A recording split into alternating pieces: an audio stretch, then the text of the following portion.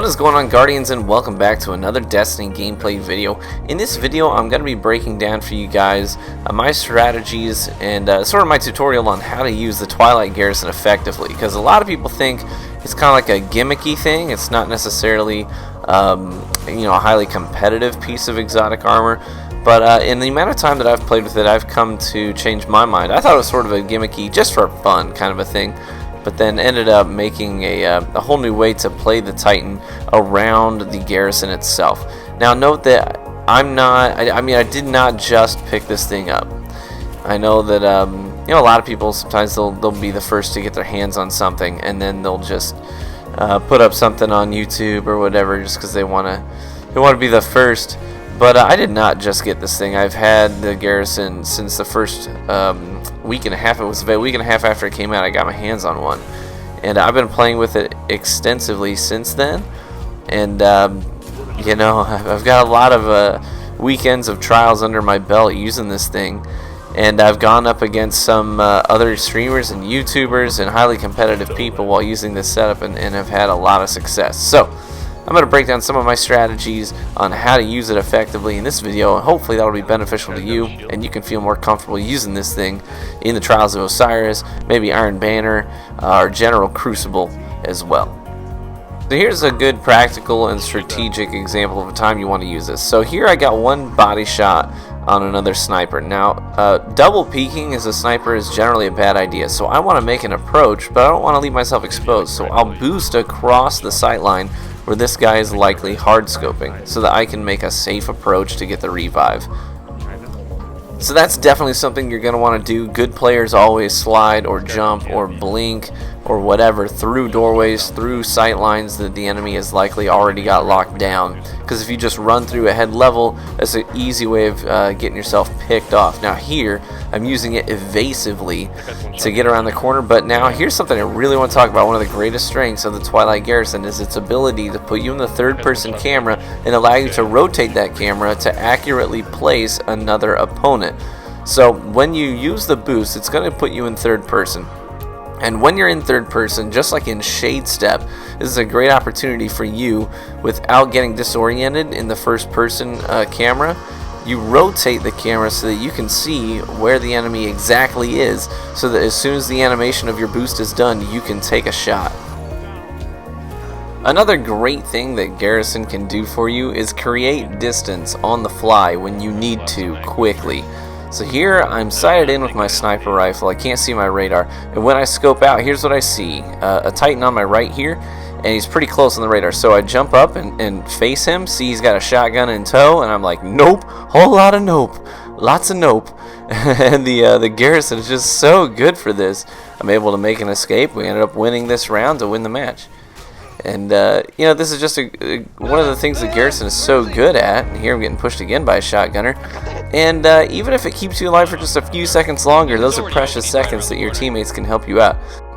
So here again, I was sighted in with my sniper rifle, and when I got the kill, I zoomed out, saw a guy was approaching me. I turned to face him, see he's got a shotgun in tow, so I put a lightning grenade on the wall, and then I quickly boost out of there so that I can create some distance quickly on the fly, and then I now suddenly have the advantage. So these guys, they've got their shotguns in tow, they're expecting to be in close quarters with you, and then you quickly create distance, and it makes it really difficult for them to sort of orient themselves and figure out, do I need to switch back to my primary? Do I need to keep my secondary out and try and close the distance here? So it's just a great tactic to use. Now here I push forward, I drop a grenade, I use the garrison to boost backwards and up and out of there. This thing is just such a great evasive tool. I've shown that it's good at closing gaps, but it's also good at creating gaps as well. Like against Blade Dancers, I sort of eliminated the option for him. He sort of weighed his options, and once I created that distance, he was like, yeah, I guess I'm just going to go for the revives instead of pursuing me all the way out here. So the garrison made that possible, and we were able to wipe their team and get the win. Such a great defensive tool. Here, same strategy. I put that lightning grenade on the same spot I like to. It tags two guys, and then I boost away. And these evasive tactics with the garrison, I've had a lot of success dodging rockets, and it's a great piece of exotic armor for baiting rockets on heavy round. When you know they've got a limited number of rockets and you want to kind of bait some in, you can sort of jump into an open space to peek, and they'll see you, they'll pull the trigger and launch that rocket, and then you just boost back out of there, and it's a great way of drawing rockets out of your opponents. Not only that, but it's great for dodging supers. I've dodged Nova Bombs, I've dodged lots of hammers, and if you've watched my channel for a while, you've seen some of that in my previous Garrison-oriented videos, where I'm dodging hammers and Nova Bombs and other supers, Blade Dancers, juking them out. It's just a whole lot of fun. So if you haven't gotten your hands on a Garrison yet, man, I hope that Xur sells it soon so you have the opportunity to do so. Make sure you're popping your 3 of coins. I've gotten 3 of them so far just by popping 3 OC in Crucible matches, because I don't really play much PvE at all. I do 1 raid a week, if that. Sometimes that falls through. So as a strictly PvP player, I've managed to get 3 of these just by using 3 of coins in my Crucible matches, usually in Trials matches. And I've had a lot of success here, man. You see, again, that guy blinked up at me. He closed the gap quickly, so I needed to create some distance. And so the Garrison was, it helped me juke him out, create a lot of distance, and then I could sort of repost up and start re-engaging. Again, using the Garrison to boost in that semicircular motion around the grinder. I managed to wrap him up for the kill, and this was just a really fun round. So, man, I really can't say enough good things about the Garrison. And a lot of people are asking me, is this going to replace the Bellicose for you? You know, honestly, it depends on the map. With these low ceilings like Blind Watch has, the Bellicose really isn't your best option to do the Sky Snipe setup. Some of the more open maps really favor that, but this wasn't one of those maps. And, you know, I've started using this for when you're peeking snipers. You know, I'll peek, I'll take my shot, and then instantly I'll just hit the jump and then double B or double circle, whatever console you're on.